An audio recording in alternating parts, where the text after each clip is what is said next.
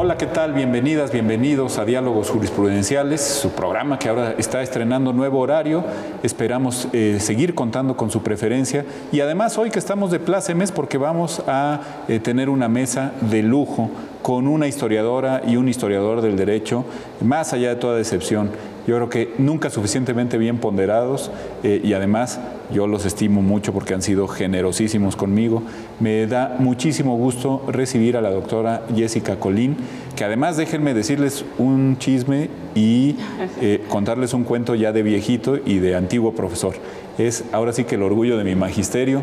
Tuve el enorme placer de ver sus pininos en la carrera de Derecho en la entrañable Universidad Autónoma Metropolitana de Coajimalpa y hoy está hecha una verdadera revelación, no solo en la historia del derecho, también en la antropología social y jurídica, donde obtuvo su doctorado. Es una querida amiga y hoy vamos a hablar de parte de su ya extensa obra a pesar de su juventud. Muchas Jessica, gracias. bienvenida. Gracias. Qué gusto tenerte aquí. Un placer. Y tener un mexiquense de excepción, nunca mejor dicho, una persona que ayudó como pocas a consolidar y sistematizar el acervo documental de este tribunal y que además ha dedicado muy buena parte de su muy extensa y fructífera trayectoria académica a estudiar a próceres del Estado de México en su labor legislativa, de políticas públicas y también judiciaria, de lo cual sabe muchísimo, como vamos a ver el día de hoy. Me refiero a mi muy querido amigo, admirado maestro, el doctor Mario Telles. Bienvenido, mi querido Mario. Qué gusto tenerte aquí. Doctor, el agradecido soy yo, la verdad es un honor estar aquí y efectivamente el Poder Judicial para mí ha representado un motivo de investigación de muchos años y estoy muy contento de estar con ustedes. Pues bienvenida, bienvenido y bueno, sin más, es que solemos hablar de la reforma penal, de nuestras ingentes, innúmeras reformas penales en nuestro país de forma dogmática, es decir, no quiero decir que partiendo solamente de dogmas, pero sí de soluciones a problemas vigentes a través del derecho vigente en un momento dado. Y así en lo sustantivo y también en lo procesal, la famosísima reforma de 2008, ¿no? El Código Nacional de Procedimientos Penales que siguió a esa reforma. Pero la verdad es que ha habido una extensa discusión histórica y ustedes se hacen cargo de una parte muy importante de ella a fines del siglo XIX, principios del siglo XX, en pleno porfiriato, cuando se habló por parte de los juristas más relevantes de la época, que además estaban muy bien formados. Ahorita ustedes que conocen perfectamente la formación de los juristas mexiquenses y mexicanos a fines del siglo XIX nos contarán, se preocuparon por tener un código penal y en general yo diría una legislación penal que funcionara. Y de ahí surgió este bellísimo libro al que me hicieron el enorme honor de convocarme, los trabajos de revisión del Código Penal, el proyecto de reformas y exposición de motivos que entre 1903 y 1912 se discutió en pleno porfiriato y ya después, caído don Porfirio, y que el Tribunal Superior del Estado de México ha tenido a bien publicar ahora dentro de los fastos por su próximo bicentenario. Bueno, ya me eché un rollote tremendo, pero todo esto es para decirles que se puede analizar la reforma penal en perspectiva histórica, doctora Colín. Jessica. Sí, muchas gracias, Rafa. Es un placer compartir la mesa con dos profesores muy queridos y, por supuesto, con toda la audiencia que tenga a bien plantearse algunas preguntas de nuestro presente, llevándolas hacia el pasado. Ya Rafa nos adelantaba un poco la intención de este programa en virtud de la presentación también de este libro de muy reciente salida a la venta al público, que nos plantea, por supuesto, un problema no solo pertinente para nuestro presente, sino también de algunas cosas que hemos olvidado en relación con nuestro pasado, ¿no?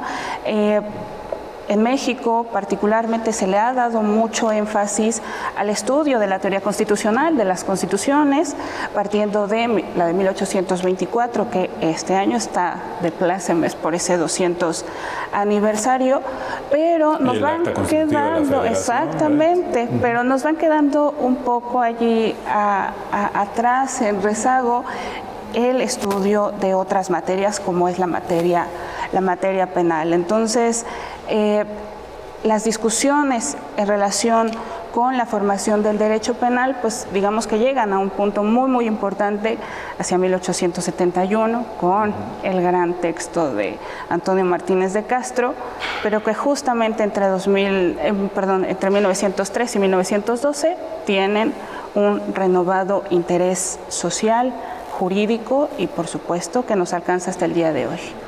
Algo no estaba funcionando con nuestra tardía codificación, mi querido Mario, no solo en lo penal, sino también en lo mercantil fue tardía, en lo civil, ni qué decir, en lo procesal, pero algo estaba entorpeciendo el flujo adecuado, vamos a decirlo así, del procedimiento para el enjuiciamiento criminal a mediados del Porfiriato.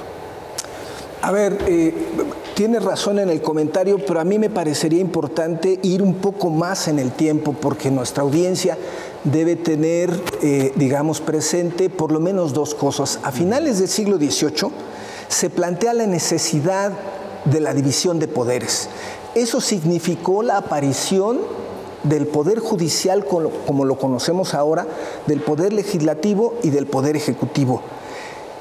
Que antes no existía porque la justicia se impartía a nombre del rey, para ser bien claros, ¿no? El rey concentraba teóricamente todas las facultades y delegaba en distintas instancias la posibilidad de impartir justicia. Frente a los abusos del poder, los teóricos y filósofos del siglo XVIII de Europa y también, digamos, en el caso americano es importante señalar que ellos fueron los primeros que promulgaron una constitución, se plantea la división de poderes y eso cuando nuestro país aparece en el escenario internacional como una nueva entidad en 1821, se plantea la discusión de ¿somos imperio o somos república? República Federal, finalmente se logra la convención de hacer República Federal y ahí se plantea la necesidad de crear la división de poderes como lo hicieron en Europa y como se hace en América. Y luego la Constitución del 24 delega a los estados la posibilidad de que administren justicia en el entorno de su territorio. Eso significó una primera manifestación muy importante del federalismo. Que por cierto, tenían que terminar hasta su última instancia y ejecución de sentencia conforme a la Constitución de Cádiz, principio que retoma la de 1824, en el territorio de la provincia donde habían iniciado. No había apelación a ningún tipo de justicia federal o superior. No, porque la idea era que cada estado al interior de su propio territorio resolviera todas las instancias para evitar que el Poder Judicial Federal interviniera en los propios estados. Ese fue un primer arreglo muy importante y aquí hay que decir algo que a veces a alguna tradición o a algún grupo de historiadores no les gusta mucho decir, que la Constitución de Cádiz tuvo vigencia en este país y que la Constitución de Cádiz fue la primera constitución de aplicación no solo en Nueva España, que después se hace México, sino en varios países de América Latina. Y eso es importante reconocerlo. Luego, la constitución del 24 retoma muchos de los principios de esa constitución gaditana y debo decir que en el Estado de México la primera constitución del 27 retoma de manera literal muchos de los artículos de la Constitución gaditana. Entonces, eso es importante reconocerlo porque la tradición constitucional en este país empieza con Cádiz, continúa con las constituciones nacionales y luego con las locales. Eso me parece que es importante señalarlo. Fundamental. Y ya que estamos hablando de Cádiz, Jessica, de 1812, 1824 y todavía 1836 y 43, las constituciones unitarias, todas unánimemente llaman a iniciar los fenómenos codificadores.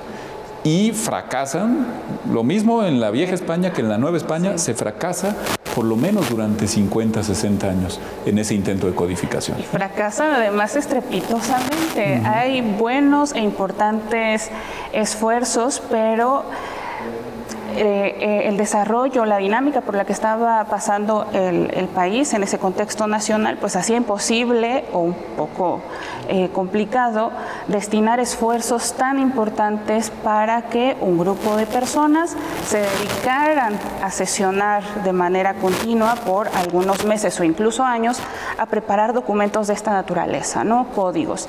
Los esfuerzos se concentraron en escribir las propias constituciones, ¿no? Entonces, allí vemos este largo periodo, prácticamente se nos va todo el siglo XIX hasta que en 1871 finalmente se promulga el Código Penal, sí, de la ciudad, bueno, del Distrito Federal, hoy Ciudad de México, pero es hasta ese momento.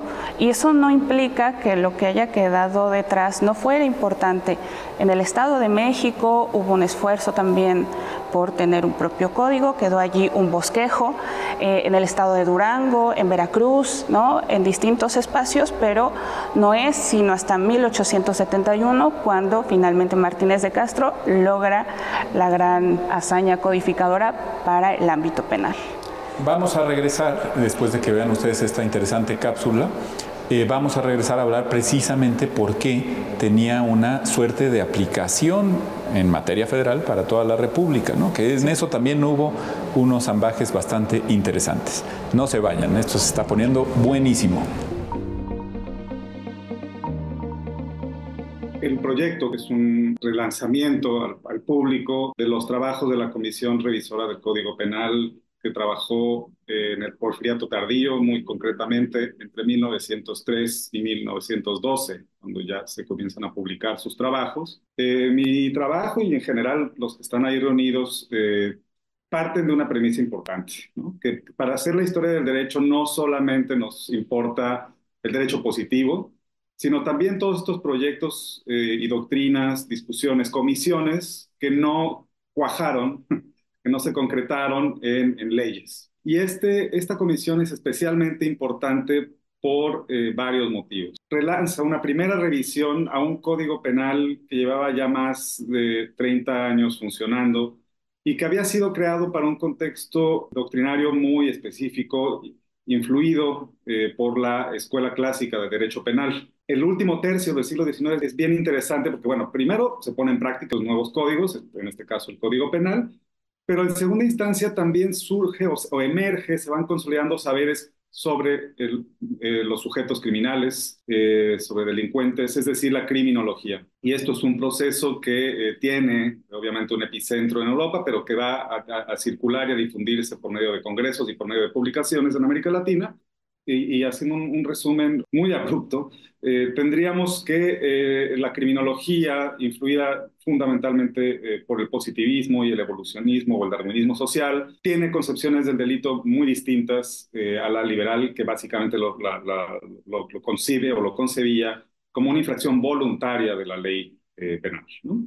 Pues precisamente la criminología lo que va a mostrar es que los delincuentes no son completamente dueños de esa voluntad y complejizan ese debate. Entonces, ese primer punto es importante. Estamos en un momento, una especie de gozne en términos de doctrinas.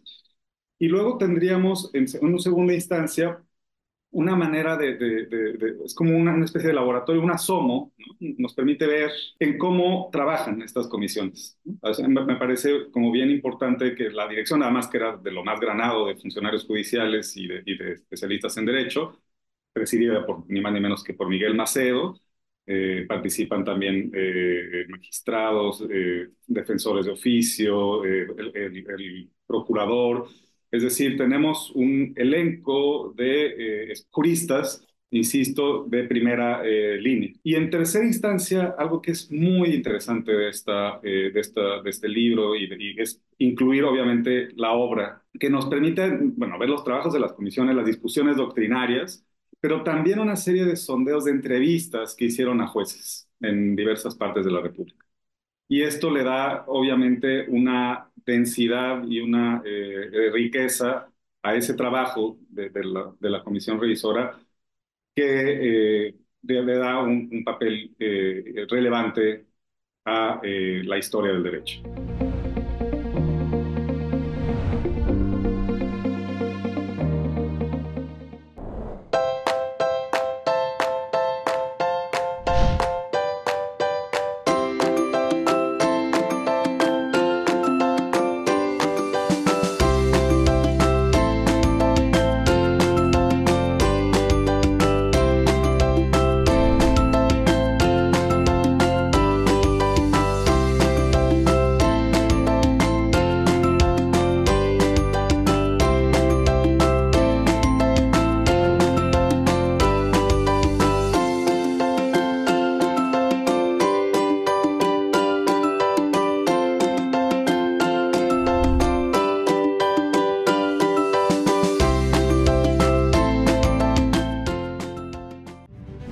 hacer memoria para hacer justicia. Giuseppe y la herencia del cacique de Jilotepec. Murió mi padre. Giuseppe de Santiago es protagonista de un expediente de 1583, el más antiguo del Archivo General del Poder Judicial del Estado de México. Escrita en náhuatl y español, se trata de la primera causa civil de la que tenemos noticia en México. Giuseppe era el único hijo legítimo y heredero universal del rico cacique indígena de Toluca, don Bartolomé de Santiago, principal del pueblo de Jilotepec. Compareció ante el alcalde para querellarse contra su madrastra, la indígena María Ramírez, pues hacía más de un año que su padre había fallecido y ella mantenía la tenencia de muchos bienes sin darle cuenta. Giuseppe solicitó que se citara a su madrastra a declarar. Manifiesto que heredé de mi padre 2 casas, 2 estancos, una petaquilla de chalchihuites y 300 hanegas de maíz. La justicia estaba a cargo de un alcalde ordinario, pero al conocer el pedimento de Giuseppe, el mismísimo virrey de la Nueva España, don Lorenzo Suárez de Mendoza, intervino. Atended al querellante, que se le haga justicia breve y sumariamente por haber sufrido agravio. El alcalde realizó inventario de bienes, velas, mantas, cobijas, enaguas, camisas, pinturas, libros en lengua mexicana, vestiduras de plumas de águila, mantas de pluma, piedras preciosas, objetos de oro. Se hizo una partición y para no dejarle en desamparo, María conservó casas que podían rentarse y siguió usando sementeras, que a su muerte serían de Giuseppe. De cierta forma, un usufructo vitalicio. Era lo justo. En el juicio se aplicaron las 7 partidas de Alfonso X el Sabio, que en la Nueva España se convierten en derecho indiano. Un expediente que muestra sincretismo jurídico. Hoy, parte de México en la memoria del mundo de la UNESCO.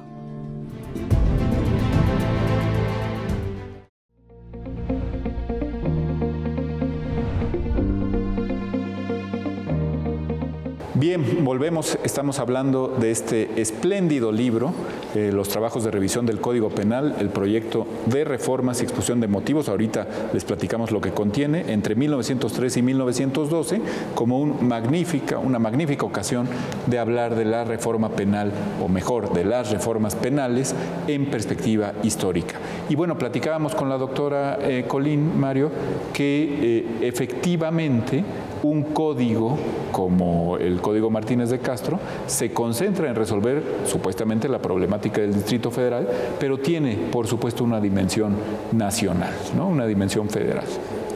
Digamos, sin embargo, me gustaría, si me permiten, regresar un poco en el tiempo y recordar la experiencia que tuvo el Estado de México, sobre la cual hemos trabajado y publicado algunos textos. En el Estado de México tuvo desde 1823-24 la intención de promulgar sus propios códigos, como lo hicieron otros estados, porque cuando se inicia el periodo de vida independiente ya en la República Federal, los estados se arrogan la posibilidad de promulgar sus propios códigos. El Estado de México hizo un proyecto de Código Civil, un proyecto criminal, de Código Criminal, pero quedó inconcluso porque termina la primera época federal. El único estado que logró promulgar el suyo fue Oaxaca. ¿Y fue civil o penal también? No, fue civil. Y otros estados también tuvieron sus propios proyectos. Pero aquí lo relevante es plantear la discusión entre los liberales, entre los federalistas y los centralistas. Los centralistas se planteaban la posibilidad de tener códigos nacionales, que es, creo, la solución que debía impulsarse y que por fortuna ya se está impulsando en el país y hemos tenido algunos éxitos, pero... Por lo menos en materia procesal, ¿no? Pero nos ha llevado más de 2 siglos llegar al convencimiento de que hay problemáticas que más allá de la discusión local tienen soluciones nacionales, y en ese sentido nos llevó todo el 19, o bueno, buena parte, por lo menos hasta 1871, que se logra el Código Civil de la Ciudad de México, nos llevó la discusión entre centralistas y federalistas. Triunfaron los federalistas y por eso es que se logra la promulgación de códigos locales, pero visto en perspectiva, y por eso es importante discutir la parte histórica. No solo es la cuestión de los papeles viejos y de la nostalgia por lo pasado, sino es entender cómo los procesos históricos tienen mucha más vida que la vida de los individuos que a veces impulsan o detienen determinados procesos.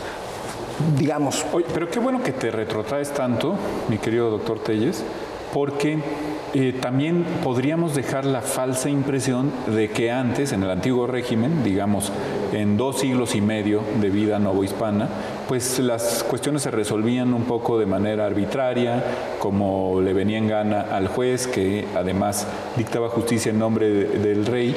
Pero eso no es así. En realidad había todo un cuerpo normativo, dogmático, doctrinario, ingente por lo demás, ¿no? El famoso ius commune europeo que traslapado a América pues conforma buena parte de nuestro derecho indiano, que permitía la resolución de controversias no de manera discrecional ni mucho menos arbitraria. Es que tú estás tocando uno de los grandes debates de finales del 18 y principios del 19, que fue el casuismo frente a la codificación. O sea, lo que el doctor Estrada está planteando tiene consecuencias hasta el día de hoy.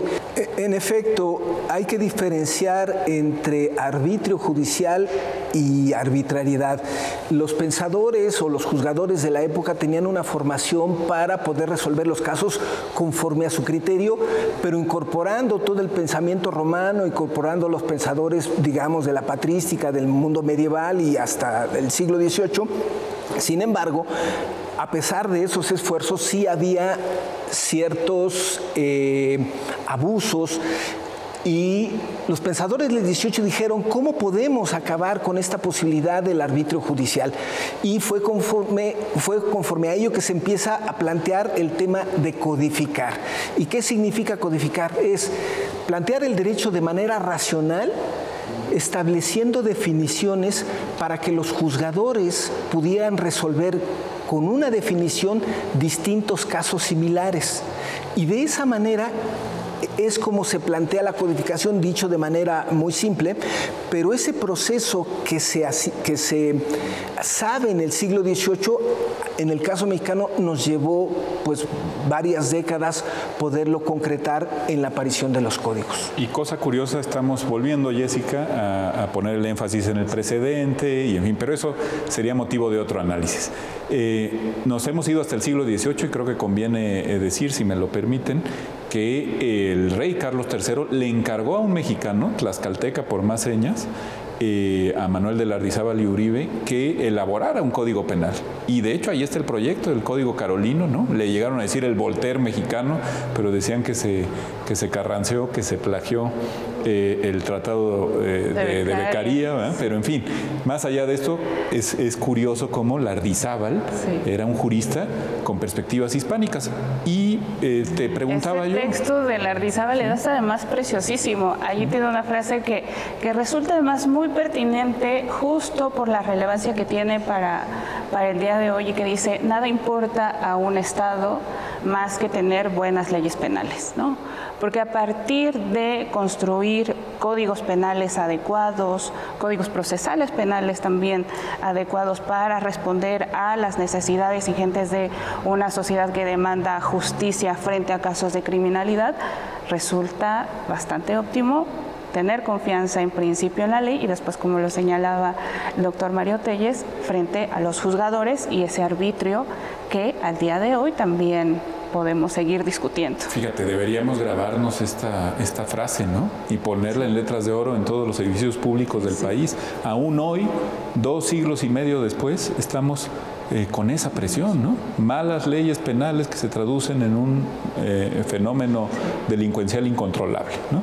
Pero bueno, vámonos, si me lo permites, un siglo después de Lardizábal, al Código Penal Martínez de Castro, que tenía una dimensión federal, porque era un código de aplicación para toda la República en tratándose de los delitos contra la Federación, cualquier cosa que eso pudiera significar, y sin embargo le genera a un grupo de juristas ya del Porfiriato, es decir, posteriores al gobierno Juárez, al gobierno Lerdo, le empieza a generar escozor. Algo no funciona bien con el Código Martínez de Castro. Cuéntanos, esta comisión, que integran una serie de juristas que son presididos por un personaje muy importante para la historia jurídica mexicana como fue Miguel Macedo, inician unos trabajos de revisión del Código Penal de 1871.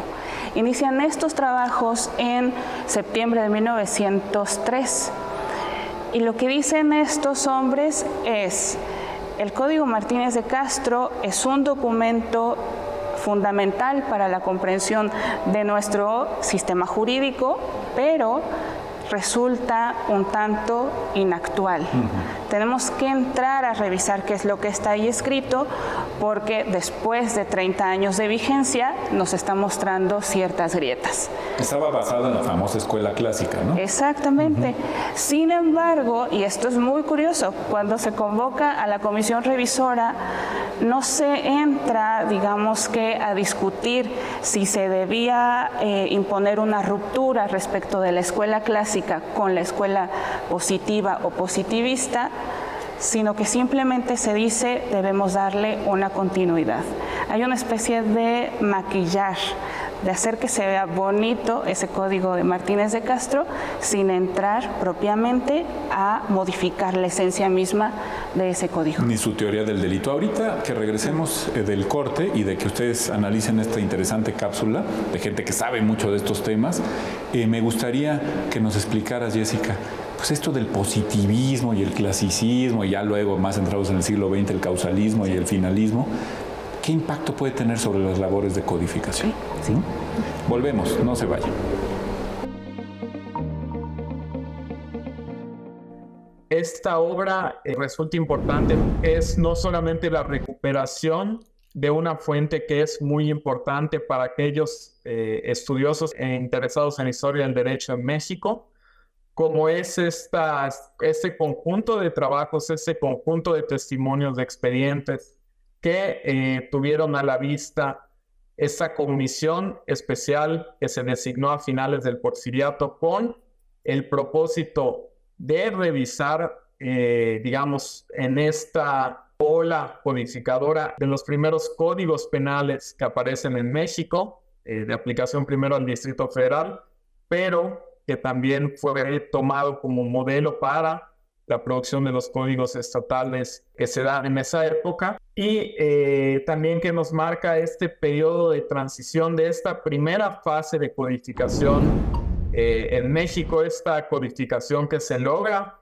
igual hasta cierto punto como el gran ideal a lo largo del siglo XIX en la búsqueda del establecimiento de una justicia legal, una justicia propiamente positiva, es decir, basada en la aplicación de la ley escrita, y también que nos muestra, nos va dando indicios hacia otra época, que es la formulación de nuevos códigos que se adaptaran a una nueva realidad social, y sobre todo, como podrá encontrar el lector en los distintos estudios críticos, el gran conjunto de debates que existen en el ámbito de derecho entre distintas escuelas o corrientes, como eran, por ejemplo, la ecléctica, la positivista, que iban a la cabeza tanto como aquellos destacados juristas del Porfiriato que veían ya la necesidad de una reforma del Código Penal, pero también en muchos sentidos el mantenimiento de muchas disposiciones que se contenían en este código, digamos, de 1871, que se pretendía reformar.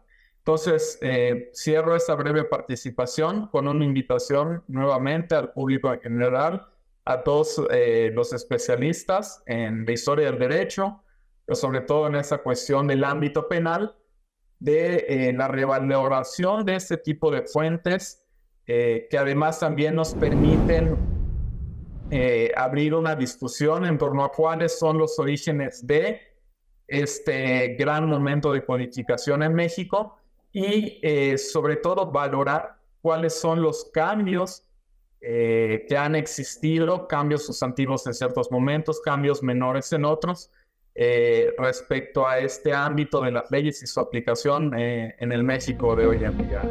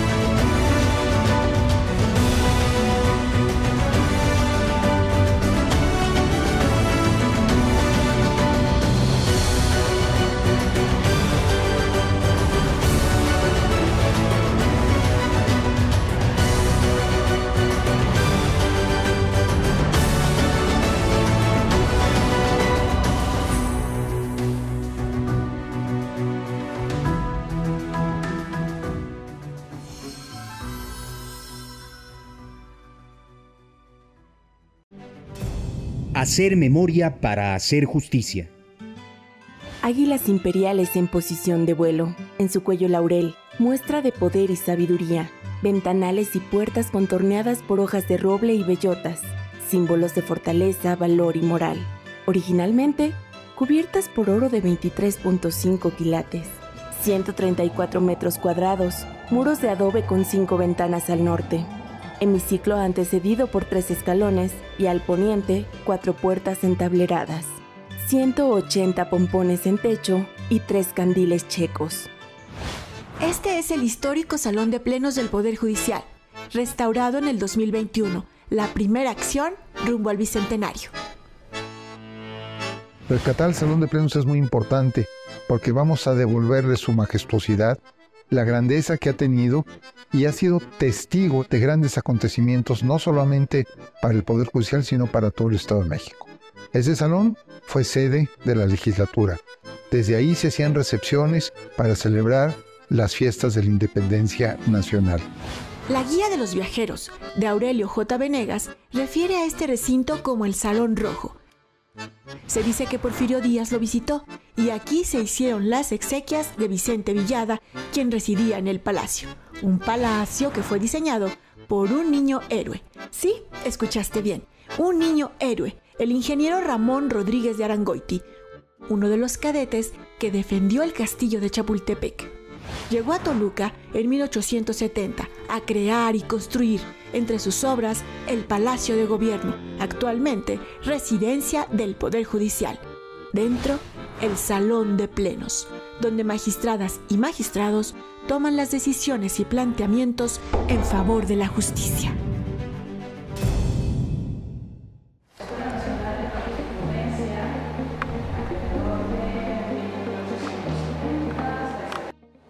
Bien, volvemos a diálogos jurisprudenciales. Nos estaba contando la doctora Jessica Colín que, bueno, pues había esta suerte de preocupación positivista, vamos a decirlo así, pero también por darle una maquilladita, una arregladita al Código de 1871, al Código Penal. Y también nos hablabas de un personaje fundamental, no solo para el derecho en México, sino para la historia jurídica. Autor de ese libro estupendo, quizá el primero en su tipo en nuestro país, que fue la historia, Apuntes para la historia del derecho penal mexicano, aunque en realidad se refería a todas las ramas, ¿no? Y desde Mesoamérica hasta el momento que le tocó vivir. Bueno, me parece que llega a mediados del siglo XIX, porque luego algo le pasó a don Miguel, pero era un jurista destacadísimo. ¿Qué es lo que Macedo y su gente no veían bien con la escuela clásica, en tu concepto, Jessica? Macedo estudia Derecho en la Escuela Nacional de Jurisprudencia alrededor de 1870 hasta el 76, más o menos. Y entonces, cuando está estudiando la licenciatura y se forma como abogado, empiezan esos primeros destellos de lo que nutriría la teoría positivista, que es la obra de un médico italiano de apellido Lombroso, con esta magnífica obra que se llama El hombre delincuente, que justo se publica en 1876. Que menciona los rasgos atávicos. Exactamente, es muy interesante leerlo con esa intención histórica, no para de pronto caer en descalificaciones y demás, porque evidentemente allí la mirada turbia, hay rasgos de discriminación abiertos. Sí. Lo invocan en el presente. Sí, porque no dejamos de ser lombrosianos. Sí, lo que plantea Lombroso es que hay personas que son criminalmente natas, ¿no? Que algo en sus rasgos, en su propio sistema orgánico, les está determinando una condición de tendencia criminal, ¿no? Y hoy por hoy se dice que sustancias y el magnetismo cerebral, y, en fin, muchos determinismos de los que todavía se habla, ¿no? Sí, exactamente. Entonces, cuando se publica esta obra de Lombroso, Macedo es un jovencísimo que acaba de egresar de la Escuela de Jurisprudencia y se incorpora muy rápidamente en la dinámica docente, también de trabajo o de la función pública. Y Macedo siempre fue muy crítico de de la teoría positivista o de los planteamientos desde la criminología, desde la... el clasicismo. Exactamente. Entonces, en esa condición antagónica... Que digamos que la escuela de Beccaria y de Lardizábal, que ya mencionamos, y de Martínez de Castro y La Fragua, y todo eso no le gustaba. No, Macedo más bien se adscribía a... ¿Se adscribía al clasicismo? No. Bueno, a la teoría clásica sí, ¿no? Como a esta condición que venía ya desde principios del 19. Y más bien lo que Macedo decía es, no podemos confiarnos de una nueva teoría que en realidad no sabemos bien a bien qué alcances va a tener, ¿no? Me imagino que, o suponiendo un poco, los alcances de ese determinismo y de ese clasicismo, ¿no? O sea que era, digamos, un liberal más... razonable, por decirlo así, menos determinista. Muy razonable. Y además, este esfuerzo de la comisión revisora resulta muy interesante porque convoca a la magistratura, convoca a los estudiosos del derecho y convoca también a las personas dedicadas a la práctica jurídica, ¿no? Abogados, defensores, a agentes del Ministerio Público, a jueces, para decirles y preguntarles qué opinan del Código Penal de 1871. Y en ese qué opinan es, por favor, díganos qué podemos mejorar de ese documento, ¿no? Y es así como se va nutriendo ese esfuerzo de la comisión revisora. Y desde allí entonces viene este planteamiento de decir, modifiquemos algunas situaciones accesorias, no la raíz que significa modificar la teoría clásica que permea todo ese documento.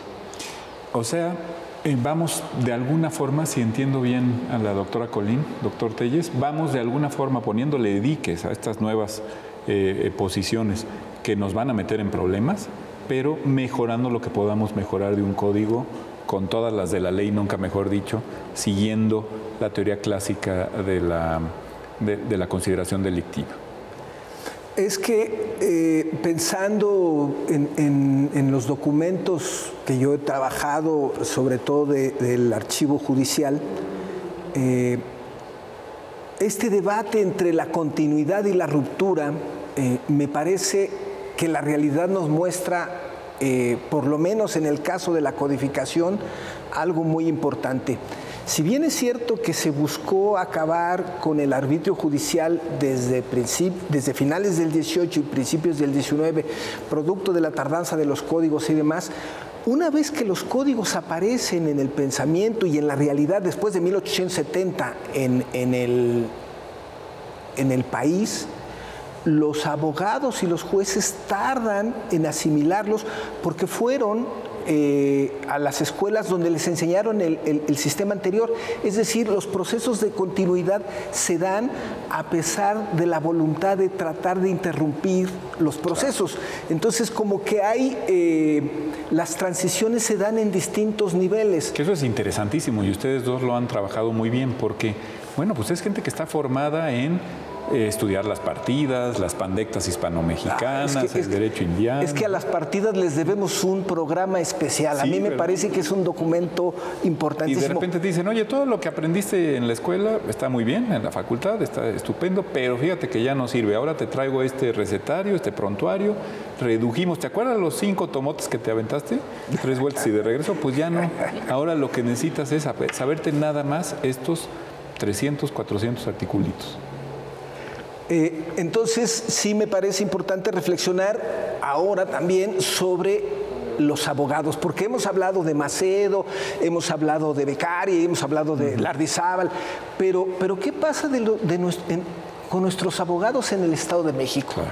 O sea, en el Estado de México tenemos la tradición de abogados muy importantes y a mí me ha gustado darles foco a los del 19.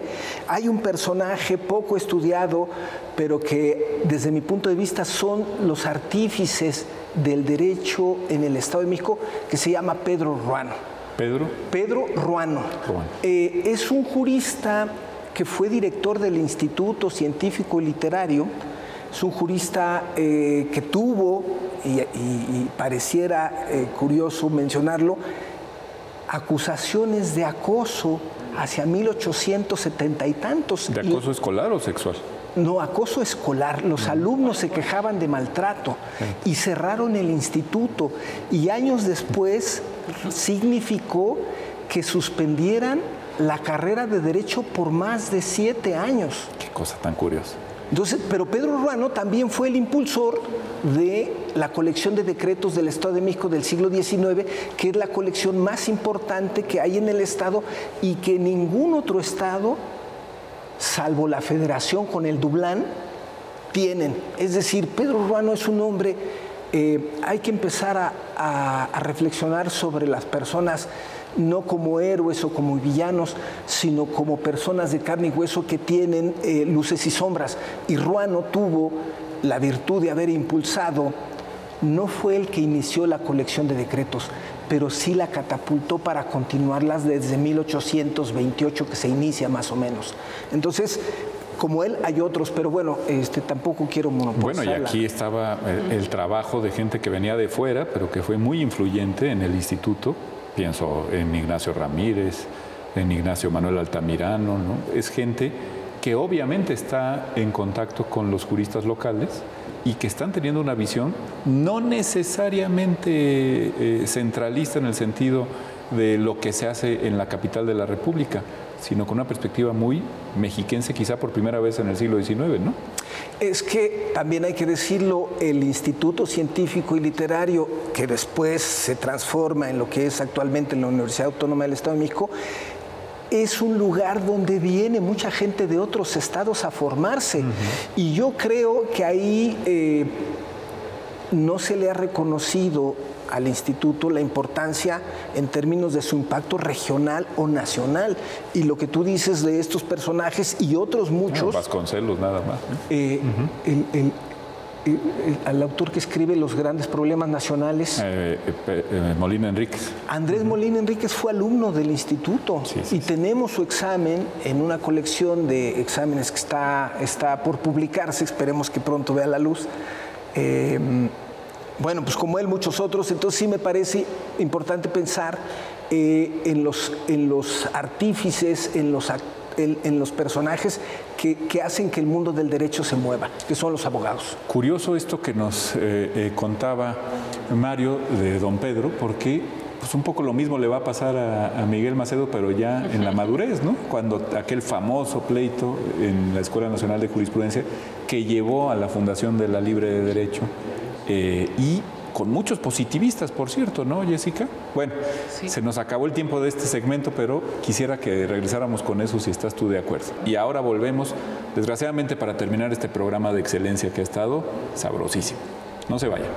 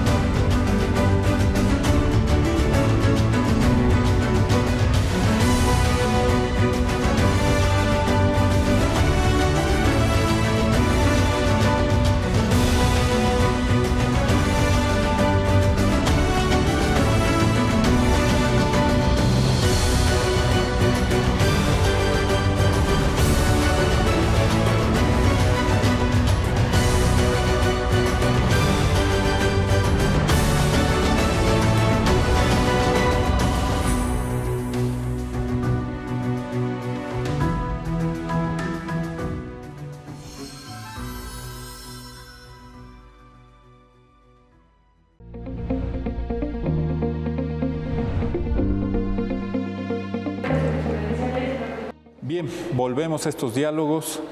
Como les decía, desgraciadamente ya para el último segmento, porque hay muchísimas cosas que discutir con el doctor Mario Telles, con la doctora Jessica Colini. Estábamos hablando con ella precisamente de cómo en un ámbito que, según la Conseja Popular, porque tampoco es tan exacto, no tenía excesivos problemas delincuenciales, no estaba desbordada la delincuencia en el Porfiriato, sobre todo en el Porfiriato de mediados de la ejecutoria del general Díaz, ¿no? 1903, 1904, no parecía que el problema criminal fuera el máximo problema del país, como hoy sí, desgraciadamente lo es, y sin embargo, hay estas cosas que incomodan a gente que está compartiendo rasgos biográficos con los primeros liberales, como nos decía nuestro querido Mario, pero que luego va a enfrentar problemáticas significativamente similares, como esta que llevó a la fundación de la Escuela Libre de Derecho por los positivistas, en cierto modo enfrentados al presidente Madero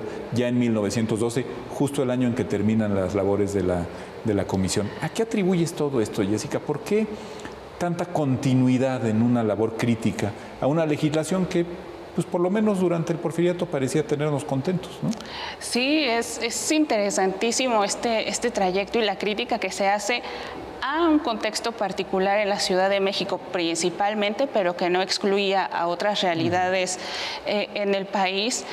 Y sí, este año de 1912, cuando terminan los trabajos, un poco ya muy apresurados, en realidad ya estaba el país con muestras de evidente conflicto armado. Entonces, precisamente que concluyan con esa rapidez unos trabajos que les habían llevado prácticamente una década, es lo que también Raúl Carranca y Trujillo dijo, eso determinó que estos trabajos carecieran de la relevancia que aspiraban sus autores, ¿no?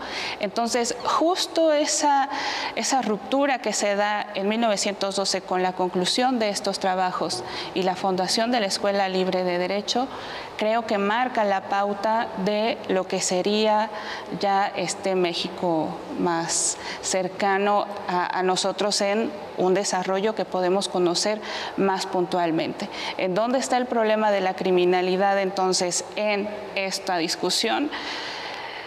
Probablemente se encuentre también en esos inicios de un movimiento armado que también a través de la legislación penal buscó aminorarse de alguna forma. Y luego vendrá la revolución y se llevará todo consigo, ¿no? Sí. Trabajos de la comisión incluidos, en el sentido de que necesitábamos un nuevo derecho. Los juristas de la época son muy claros, ¿no? Ya no nos puede, tanto para la generación del Ateneo como para la generación de 1915, ¿no? Y lo que vendrá después, las generaciones posrevolucionarias, Mario, ya no estarán contentas con nada que huela a decimonónico o a porfiriano, mucho menos, ¿no? Digamos,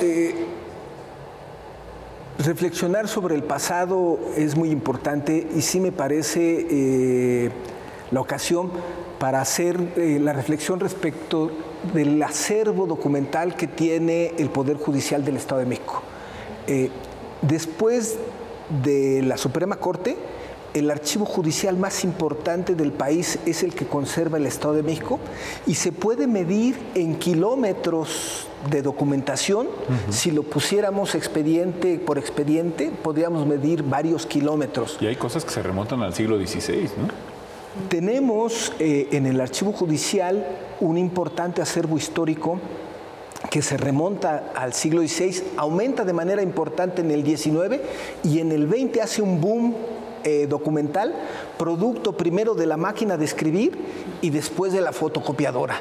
Entonces yo quiero más bien... Y ahora lo que se viene con la inteligencia artificial ni te cuento, mi querido amigo. No, por fortuna ya muchos repositorios caben, o mucha documentación cabe en esos pequeños espacios, pero sí me parece importante hacer un llamado a la comunidad, a los juristas del Estado, a los juristas que litigan aquí, que se acerquen al archivo, que miren lo que hay ahí, porque a veces pensamos que lo que se está haciendo ahora es novedoso y es último, pero hay muchas cosas que vienen desde el pasado. Simplemente termino haciendo la reflexión sobre qué se les pedía a los aspirantes a abogados para ser abogados. Tener estudios de bachiller, tener práctica en un despacho jurídico y presentar exámenes.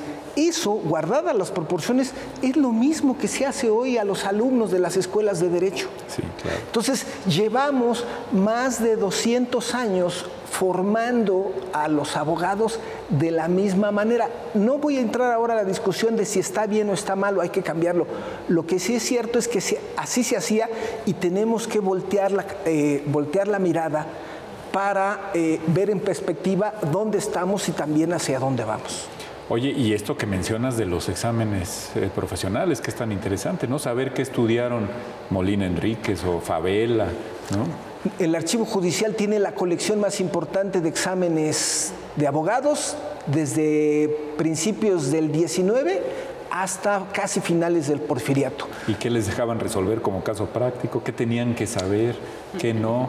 Bueno, muchísimas cosas que a veces quedan a la imaginación y que no tendrían por qué, porque ahí está el expediente, ¿no? Entonces hagamos una invitación a la comunidad, agradecer también al Poder Judicial y a tu anfitrionía, por supuesto, de darnos la ocasión de compartir con nuestro auditorio estas inquietudes y ojalá podamos por lo menos provocar a uno o dos. Si eso conseguimos, creemos que este programa, este libro y nuestra actividad habrá cumplido con su función. Creo que se ha visto muy bien por la actual administración del tribunal la importancia de los archivos, Mario. De hecho, va a haber ediciones sobre expedientes que se llaman joyas documentales. Algunas, insisto, del siglo XVI, ya los traeremos al programa para que nos comenten qué les parecen esas ediciones, ¿no?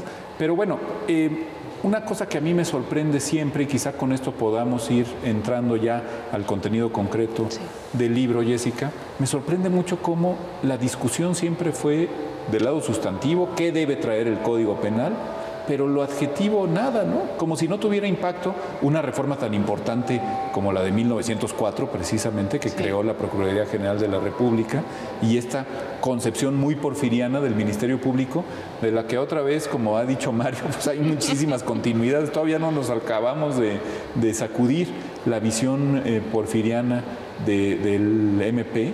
Y ahí están los desastres en Procuración de Justicia que no terminan de resolverse. Y estos cuates tan campantes, casi sin mencionar el tema de Ministerio Público. Sí, además eres un muy buen conocedor del tema, reflexionas sobre el Ministerio Público en este texto y además es relevantísimo. No está efectivamente en las discusiones de los juristas de la época cuestionar, ¿no?, como ese quehacer ministerial o los alcances en algunos otros entornos del procedimiento o del proceso penal. Y algunos llegarán a ser titulares del MP, ¿no? Don Emilio Portes Gil, pienso yo, ¿no? Exactamente, y más bien esa discusión creo que se aplaza hasta la década de 1920, 30, allí es donde el ámbito procesal, ¿no?, esta cuestión adjetiva, cobra un poco más de relieve o de importancia para algunas otras personas, ¿no? Allí pienso inmediatamente en José Almaraz, que justo cuando proyecta, justo cuando proyecta el Código Penal de la ciudad en 1929, también pone mucho énfasis en lo procedimental y allí incorpora el quehacer de las Cortes Penales como también en una intención de dar una justicia penal colegiada, ¿no?, a través de estas cortes, funcionando con 3 jueces penales, pero es un código penal al que le va pésimamente, ¿no? Sí, bueno, lo agarraron a cubetazos, ¿no? Sí, no, le fue muy, muy mal. Incluso dijeron que ese código penal era como un monstruo jurídico, ¿no?, de tan malo que estaba. Pero es otra vez volver a la importancia que tienen estos temas para nuestro presente, ¿no? Paolo Grossi, como también un muy importante historiador del derecho, nos plantea como estas posibilidades de pensar y cuestionar nuestro presente, llevando esas preguntas. Códigos, dice don Paolo, que en paz descanse, ¿no? Sí. Códigos, reflexiones entre 2 milenios. Exactamente. ¿No? Y ahí siguen brillando por su ausencia, salvo por gente tan brillante, valga la tautología, como ustedes. Oye, Jessica, bueno, aparte de nosotros, porque tengo que decir que ustedes generosamente me invitaron a este proyecto, participan también Emanuel Heredia, Diego Pulido, Odette Rojas, ¿no? Sí, esta obra, voy a mostrarla acá a la pantalla para que puedan ver la portada. Es un esfuerzo colectivo en el que participamos 6 personas que justamente tenemos el interés por desarrollar investigaciones desde la historia del derecho, ¿no? Entonces, este libro incorpora los textos críticos, pero además también, y aquí voy a mostrar, a ver si se alcanza a ver allí en pantalla, el código QR, en donde está la fuente primaria, es decir, las actas, todas las discusiones que esta comisión revisora recopiló y desarrolló por prácticamente una década. Entonces, aquí encontramos estos estudios críticos y es una invitación, por supuesto, a la lectura para el libro en conjunto, y que a partir de allí también vengan, como esperamos que así sea, nuevos estudios que profundicen en estas fuentes para que sigamos construyendo un conocimiento colectivo. Y rescatemos ese tesoro del que nos ha hablado el doctor Telles. Queridísimos amigos, ha sido un placer, un privilegio tenerlos aquí. Gracias por esta hermosa edición al Poder Judicial del Estado de México, a Tirant Blanc y también al Departamento de Estudios Interdisciplinares de la Universidad Autónoma Metropolitana. Coajimalpa, ya también hay en nuestro estado un campus de la UAM, ¿no? En Lerma, así que nos estamos acercando, nunca mejor dicho, desde Toluca, como el cura Hidalgo, hasta el Monte de las Cruces, con notable mejor éxito que el que tuvieron el capitán Allende y don Miguel Hidalgo. Si ustedes quieren tener un ejemplar de esta obra excepcional que debemos a la magnífica disposición de nuestros invitados del día de hoy, háganos favor de mandarnos un correo a comunicación, sin acento, .social, comunicación.social, todo con minúsculas, @pjedomex.gov.mx, comunicación.social @pjedomex.gov.mx, y contéstenos solamente una simple pregunta: ¿de qué año data la primera constitución del Estado libre, soberano y, decía entonces, independiente de México? ¿En qué año se promulgó esta primera constitución del Estado? Ahora que estamos en tiempos bicentenarios, ya les mandé una clave. Nos vemos en la próxima emisión de Diálogos Jurisprudenciales. No dejen de reflexionar sobre este y otros importantísimos temas para el Estado constitucional y democrático de derecho en nuestro país. Hasta la próxima. Nos vemos en la próxima emisión de Diálogos Jurisprudenciales. No dejen de reflexionar sobre este y otros temas para el Estado